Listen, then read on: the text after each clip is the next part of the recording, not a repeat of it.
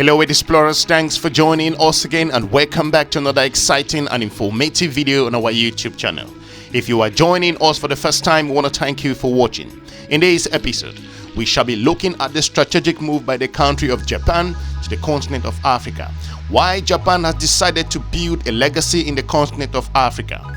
In this video as well, we shall be looking at the strategies from the Japanese strength, exploring its people-to-people opportunities and leveraging the Japanese technology to the African continent, and more importantly, looking at the climate and development balancing and how Japan plans to install itself as an important player in the region. If you think that the United States, China, Turkey, Russia, France and other international powers have arrived and settled in the continent, then you have to think again. Japan is reminding the other international partners that Africa is where the opportunities lie in the current age, and we shall be looking at this from a strategic point of view like never before seen. So we encourage you to watch this video to the end for clarity and better understanding. So without any much delay, let's just dive straight into it. At a time when China, the United States and Russia are competing in Africa in ways reminiscent to the Cold War rivalries on the continent, Japan, whose Tokyo International Conference on African Development known as TICAD just ended a couple of months ago in the country of Tunisia, is entering the arena as well. Some see Japan and other major Asian countries as potential alternatives to China, to Africa to explore as partners. By launching the TICAD in 1993, Japan was the second country after France to set up a formal mechanism for cooperation with other countries of Africa. While Japan mourns the loss of former Prime Minister Shinzo Abe, who helped build a new Japanese legacy in Africa, Prime Minister Fumio Kishida has his work cut out for him as he approached the one-year mark with regards to operations in the region. TICAD 6 in Nairobi, the first TICAD held in Africa, as Minister for Foreign Affairs, together with the late former Prime Minister Abe. Now, as Prime Minister, I am very pleased to co-chair TICAD 8, held this time in Tunis. Even though I am participating online, my passion for the development in Africa remains unchanged. Together with you all, I am determined to deepen the relationship between Japan and Africa through TICAD.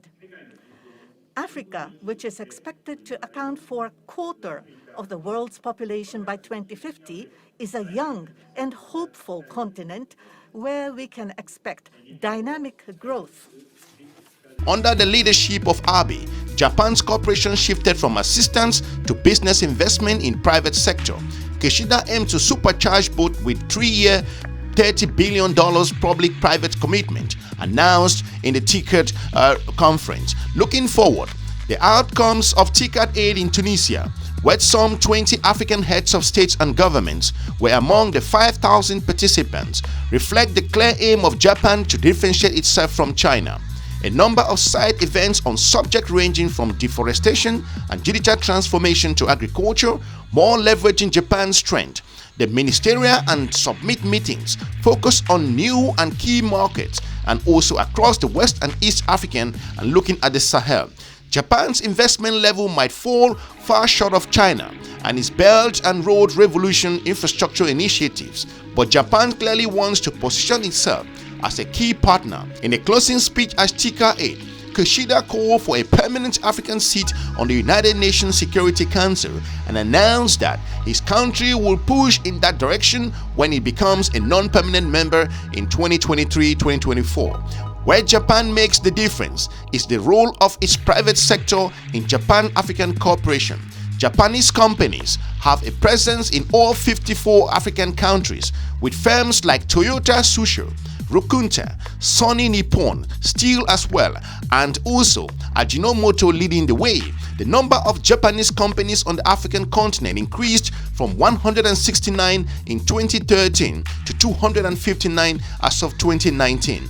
It is in the field of innovation that those companies bring the most significant advantage compared to China, which is more focused on infrastructure. To crown this policy, the Japanese International Cooperation Agency created a next innovation with Japan's Ninja to further harness entrepreneurship, innovation, and business cooperation, Africa can draw lessons from Japanese experience with having the world's longest running business with over 33,000 companies over a century old. To complement this rise of startups in the African continent that need to supercharge and support sustaining and scaling businesses in the region, Japan comes with a lot of opportunities as well to operate in the region. Africa has opened its borders for business. Africa is open to do business with whatever country comes in with more sustainable approach in growth, development, operations, and also sustainability, which is relevant, that could create jobs for the African people. Looking at Japanese strength as a very important imperative, Japan is right to elevate its ambition in the continent of Africa.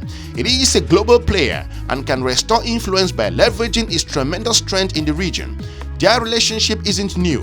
Yasuke, an African man born in Mozambique, arrived as a slave in Japan towards the beginning of the 16th century before becoming the country's first foreign samurai. The internationalization of Japan has historically been slow due to the history of the archipelago during the isolation period between the 17th and the 19th century. There are just 12,000 Africans in Japan today, compared to some 11 million in Europe, 5 million in the Middle East, more than 3 million in North America, and as estimated just over 5,000 in China. Still, Japan is starting to own a new record of over 2.5 million people as of 2017. If you are new to this channel, we will encourage you to subscribe and share our videos with your different network. Travel freedom strengthens this renewed openness. According to the Henley Passport Index, Japanese citizens can travel to more destinations without needing a visa than their peers from any other country.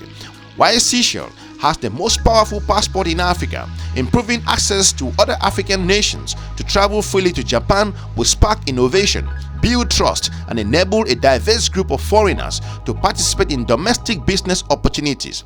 In sport, Japan is showing a newfound commitment to diversity through the Tokyo Summer 2020 Olympic Games concept of unity in diversity, which was later modified to united by emotion, and standout athletes like Japanese Beninese basketball player Ryu Hoshimura and also the Japanese Haitian tennis star Naomi Osaka.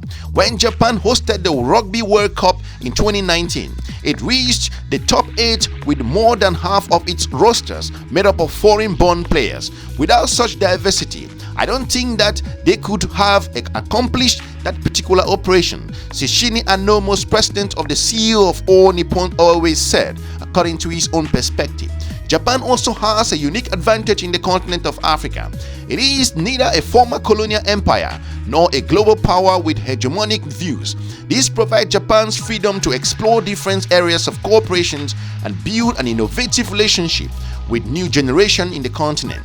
The third largest economy in the world, Japan comes leveraging its hard power in terms of transport production, electronics, equipment as well, manufacturing, and steel for infrastructural development, as well as its soft power in traditional art, culinary science, sport, creative industry, space gaming, and also science and technology.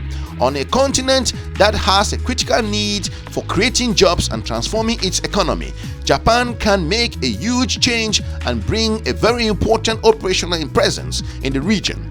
Japan and Africa also complement each other in ways that can help the East Asian nation deliver on its domestic objectives.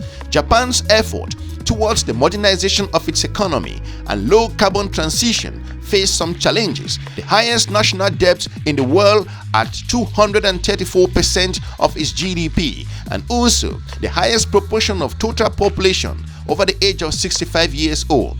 Japan's dwindling working age labor force caters to its aging population, which impairs economic growth. Most recently, companies offered 129 jobs openings for every 100 job seekers in Japan. According to government data, Africa, on the other hand, has the fastest growing youth population and many of its fastest growing economies in the world. Africa could help fill those vacant jobs and power the Japanese economy. If you are new to this channel, we will encourage you to subscribe and share our videos with your different network. With regards to Japanese people-to-people's operation, Africa's demography can be an asset in the Japanese-African relationship. especially as education and training levels rise on the continent and poverty falls. By opening its borders to more Africans, Japan could usefully develop new people-to-people ties and in meaningful ways find renewed answer to its challenging aging population and low productivity. Africans who grew up speaking 4 languages on average on a continent with thousands of dialects are increasingly exposed to Mandarin in their classrooms as China expands its influence. In comparison, just 13,000 Africans were learning Japanese as of 2018. With more knowledge and understanding could become a cultural awakening. In looking at different leverages with regards to the Japanese technology in the region, in the continent of Africa, Japan ranks 3rd in the world in information and communication technology with a 6.4% market share, placing big tech and also big bets on 5G networks.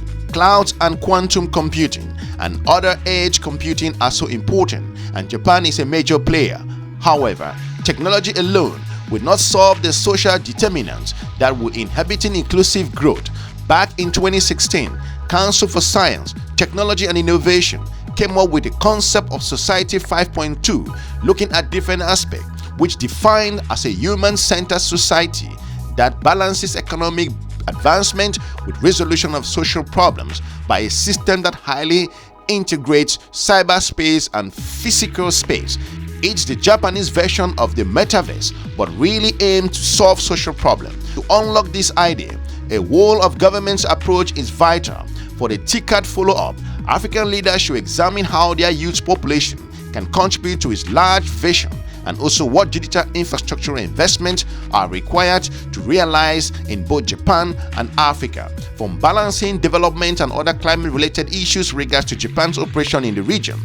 Most recently, the United States of America's Congress passed Inflation Reduction Act, which includes nearly $400 billion investment intended to fight climate change. As the second largest polluter in the world, behind China, the United States is taking a big step towards meeting the 4.5 trillion to 5 trillion of climate investment required every year to keep the global warming from becoming over more than 1.5 degrees Celsius. Japan should heed the African Economic Outlook for 2023 to report meeting the energy goals of the region. Japan will also have an opportunity to take advantage to invest in the region. Furthermore, the United Nations Sustainable Development Goals 7 addressing affordable and clean energy initiative is an area where Japan seems to have begun reducing its strategic influence.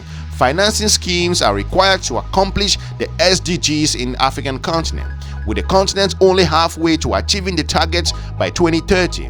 This is all more important as Japan prioritizes these questions as of 2019 TCAD 7 based on previous events, and more specifically in the Yokohama Plan of Action to monitor on the online platforms that allow partners to report progress on key performance. In looking at this particular episode as we draw down, these objectives are well in line with the African Union Program Infrastructural Development Plan, the global group of 7 G7 nations and partners for global infrastructural initiatives, and the 2+2 dialogue between India and the United States.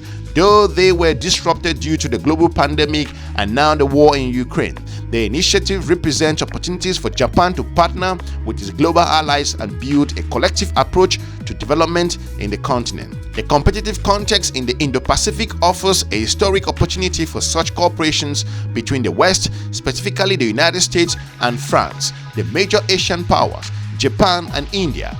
That is most recent testament to allure of African continent. Japan has a strategic move in the region, and Japan is looking to move forward in the continent. The Japanese businesses, its technology, its operation, and the perspective with regards to its investment in the region could increase the $30 billion that Japan plans to invest in the continent. Hopefully, we've been able to inform you with regards to the operation and strategic move by Japan to the region. Let us know in the comment section if Japan made some huge investment in your country, and if you've worked for Japanese companies. Why do you think Japan could become a major player as opposed to China, the United States, France, and other major powers around the world. We want to thank you for watching. If you are new to this channel, we encourage you to subscribe, share our videos, and watch other informative content on this YouTube channel.